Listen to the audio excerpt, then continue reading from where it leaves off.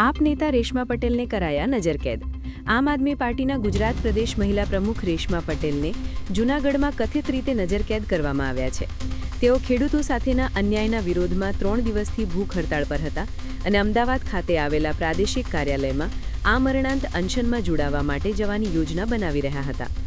અહેવાલો મુજબ કથિત રીતે સરકારી આદેશો પર કાર્યવાહી કરતી પોલીસે તેમને તેમના નિવાસસ્થાનમાંથી બહાર નીકળતા અટકાવ્યા હતા। આ ઘટનાએ રાજ્યમાં વિરોધ કરવાના અધિકાર અંગે ટીકાઓને વેગ આપ્યો છે। રેશમા પટેલ એક જાણીતા રાજકીય અને સામાજિક કાર્યકર્તા છે, જેમનો વિવિધ કારણોસર ભૂખ હડતાળ સહિતના આંદોલનોમાં ભાગ લેવાનો અને તેનું નેતૃત્વ કરવાનો ઇતિહાસ છે। કરો છો, અમે તમને રિસ્પેક્ટ આપીએ છીએ, ના નથી કહેતા, પણ અમને જોવા દો, જેથી કરીને અમે ત્યાં સમૂહમાં બેસી અને અમારા ખેડૂતની માંગણી અમે પૂરી કરી શકીએ। બરાબર છે, પણ જે અત્યારે કન્ડિશન એવી છે કે હે ને તમને બહાર જવામાં થતું હશે, એ માટે થઈને અમે તમને આવું છે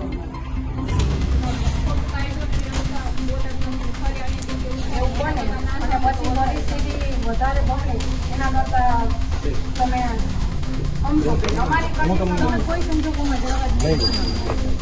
શક્ય નથી બેન, એનાથી કાયદો વ્યવસ્થાનો પ્રશ્ન થાય, તમે પણ સમજો, તમે પણ કાયદો અમે વ્યવસ્થા કાલે પાછા આવી જશું, અમે ના નથી પાડતા, કાલે શું પરિસ્થિતિ બનશે એ ક્યાં કોઈને ખબર નથી। પણ હું એ જ કહું છું બેન, હું ખાલી સિમ્પલ કહું છું,